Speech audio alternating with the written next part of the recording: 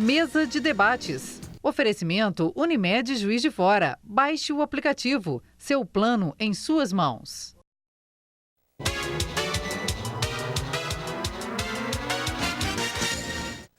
Estamos de volta para esse que é o segundo bloco da mesa de hoje. Cristiano. Então, a gente estava falando justamente sobre esse caso, né, do pessoal da Turma da Mônica que aproveitou todo esse hype aí do filme para aplicar... Oportunista mesmo, né? São oportunistas, né? Para aplicar esse, pode-se dizer declaradamente, um golpe. Né?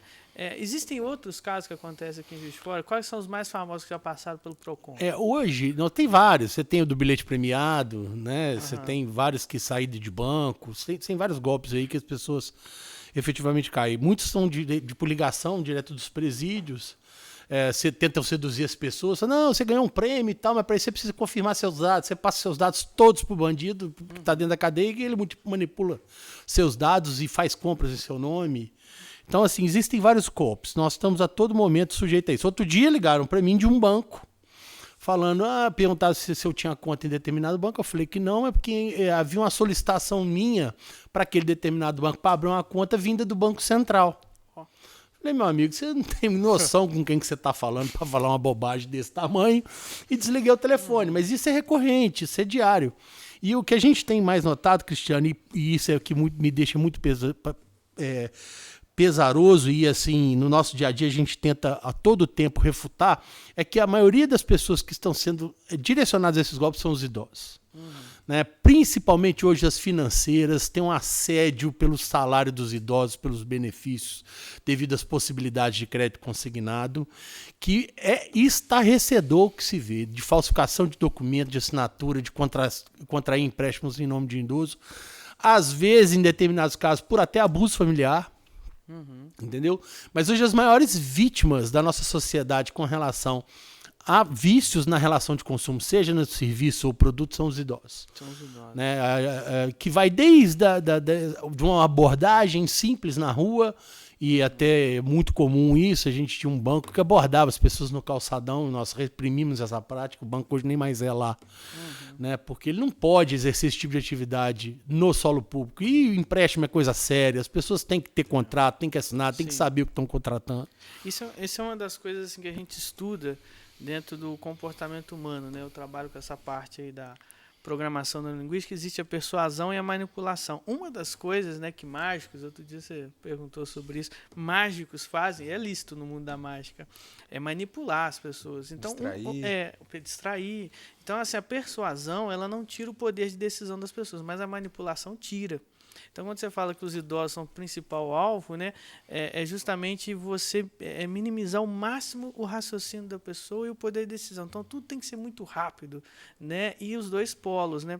Eu não lembro o livro, mas existe um livro falando só sobre contos do vigário, que eu falava aqui, que a pessoa precisa ser extremamente medrosa ou extremamente gananciosa para entrar nesses dois polos. Quando a pessoa é moderada, não tem tanto medo assim excessivo, ou não é tão assim com sede ao pote, igual, por exemplo, é bom demais para ser verdade essa oferta. Promoção, ela se blinda um pouco mais disso, né?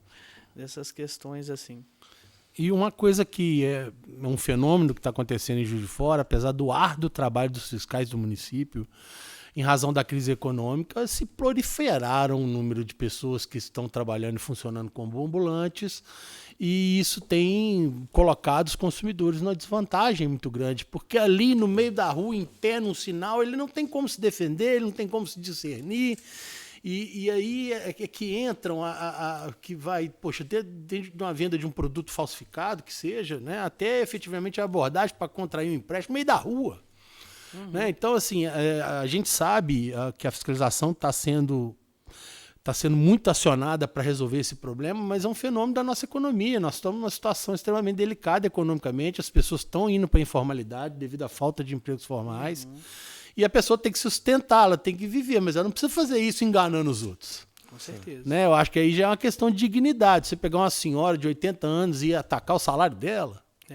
O problema é que vai todo mundo para a mesma panela, né? Existe realmente a pessoa que perdeu o emprego, que está procurando de uma forma digna se sustentar, só que isso também vem de um hábito brasileiro, né? De não ter essa preocupação da mercadoria que ele está comprando ter pago imposto, da mercadoria não ser contrabando. Né? Você vê, eu quando morava no Rio, você via ambulante vendendo aquele chocolate Toblerone no sinal. Aquilo não é possível que aquilo foi comprado de forma lícita. Né? Aparecia assim, as mercadorias no sinal, de repente, em grande quantidade, depois sumiam. Assim, eu analiso que aquilo era carga roubada. Com certeza. Né? Igual às vezes tem umas bancas assim que você consegue comprar 3 produtos da sua escolha pelo valor de R$10, mas cada um dos produtos daria muito mais do que isso. Você já tem que desconfiar, né, da procedência dessa carga. A fiscalização de fora nunca apreendeu tanta mercadoria. Tanta mercadoria. Essas frutas, e o problema é quem está por trás. Não é às vezes o tal do ambulante. O ambulante, às vezes, ele está ali até para ganhar um saláriozinho. Sim. Ele está agindo em nome de alguém. Então, quer dizer, todas essas frutas que vocês veem em bancas e tal, que na verdade tem um grande depósito por trás. Alguém que comprou essa carga e está municiando o centro. Então, o trabalho de inteligência de fiscalização age muito nisso. E aonde que nós pegamos esse pessoal? Foi no trabalho de inteligência. Para saber como é que eles estavam operando, o que eles estavam fazendo, para poder fazer a ação correta e conseguimos chegar a cessar a prática. Para que isso não aconteça mais. Agora nós temos que ir atrás do responsável. Mas em relação a isso das frutas aí, porque a gente vê muito na cidade, isso é um problema? De que forma? Porque é um produto que está sendo vendido clandestinamente, sem licença, dentro da via pública. Né? Então ele está concorrendo deslealmente com quem tem uma loja registrada, tem funcionários. Claro. Né? Então por que o dele vai ser muito mais barato? Sim. Porque ele não tem as obrigações, não paga impostos.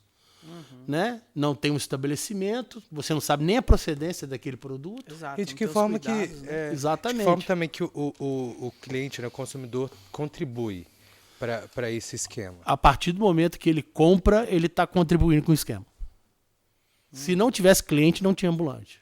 Sim. A curto prazo pode ser uma grande vantagem, né? Porque você economiza um pouco naquela compra. Agora, a longo prazo, você tira empregos formais. Exatamente. Porque como você está vendendo ali, a loja que emprega com carteira, que emprega o trabalhador, ela não vende a mercadoria. E não tem lucro e não consegue contratar. Então, a longo prazo, a gente entra numa crise por um ciclo vicioso. Exatamente. E aí, há cada vez menos empregos formais, havendo cada vez menos empregos formais, há menos impostos. E aí o ciclo, como o Ronald falou, ele não termina, né? Então, mas a gente sabe que as pessoas também, e aí é uma questão do dever de humanidade, a grossa maioria dos trabalhadores fazem isso por necessidade, Sim. né? Sim. Mas até na necessidade tem quem age por trás da necessidade para ganhar dinheiro na necessidade, Sim. né? Na crise tem gente que ganha dinheiro vendendo lenço, porque muita gente perde emprego. Entendeu? Então, assim, tem as pessoas que sabem fazer desses momentos oportunidades. Né? E até vemos casos aí de sucesso, até pessoas que viram palestrantes, viram que conseguiram vencer na vida, porque temos até um grande, né, dono de canal de televisão. O Silvio Santos Que foi um ambulante. foi um ambulante. Então, quer verdade. dizer, ninguém está denegrindo a capacidade do ser humano de se autossustentar. Não é isso. Acho que a gente tem que ter um olhar um pouco mais aprofundado enquanto sociedade para a gente poder chegar como hoje é na Europa. Falar assim, olha, não vou comprar essa madeira do Brasil porque ela é de desmatamento da Amazônia. Não vou comprar essa carne aqui porque o pasto onde ela foi uma floresta que foi derrubada. Entendeu? Então, assim, a gente tem que chegar nesse nível de consciência de consumo que a sustentabilidade é a saída. Tá todo mundo com frio em Juiz de Fora hoje, né? Frio, mas já foi muito mais frio, né? Juiz de Fora nós já tivemos inverno de verdade. Para essa semana foi os primeiros dias de frio no ano. Nós estamos no meio do ano. Sim. Então, quer dizer, a gente não pode desprezar que um fenômeno climático está acontecendo de fato e ele é fruto da devastação humana, né? Então, e isso parte pelo consumo. O consumo é a grande mola de destruição do meio ambiente. Você fala uma questão tão séria, né? Que será que em algum momento a gente vai começar a priorizar outras questões além do valor do produto em si, né? Do preço, igual lá no exterior já se faz? A economia em crise, ela traz esses problemas, né? Se acho que todo mundo tivesse empregado, ganhando seus salários, ganhando em euro, em dólar, alguma coisa assim, talvez, né, pleno emprego, igual nós já tivemos no passado, isso cai bastante. A pessoa prefere ter um emprego formal do que ter uma informalidade. Sim. Isso é fato. Mas mesmo assim, eu acho que a gente tem uma consciência que foi criada com o Código de Defesa do Consumidor a partir de 1990 de buscar os seus direitos. Isso está mudando, né? Hoje as pessoas, se as pessoas não tivessem procurado o PROCON, a gente não sabia dessa prática que estava acontecendo, entendeu? Sim. Então já existe uma cultura no povo brasileiro e principalmente no Juiz de Fora, e falo isso porque o PROCON de Juiz de Fora é um dos maiores PROCONs do Brasil. Não é assim, me vangloriando disso só, porque existe toda a equipe por trás, existe uma história por trás disso, mas por que ele é assim? Porque a população quis ele assim. Né? A política pública direcionada pelos prefeitos, não só o atual prefeito Dr. Antônio Alves, mas os anteriores, viram que a população precisa disso.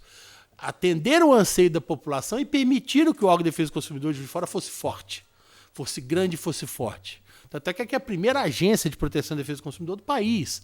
Nós fomos copiados por Recife, por Rio de Janeiro, mas é grande porque a gente quis ser grande? Não, é porque a população empresta credibilidade ao nosso trabalho, que sabe que pode contar e exige o nosso trabalho. Então, você falou assim, quando abriu o programa, 8 pessoas? Não, de 8 para cá, 20 já. E te garanto que vai chegar no PROCON já vai ter 30. Porque as pessoas procuram seus direitos. Então, assim, nós já temos um grande avanço na área das relações de consumo. Mas ainda precisa melhorar muita coisa. Sim, e pra gente, quem é Juiz de Fora e quem mora aqui em Juiz de Fora e foi adotado pela cidade, tem muito orgulho do PROCON, viu? Bom, a gente agora vai pro último intervalo do programa de hoje e já voltamos.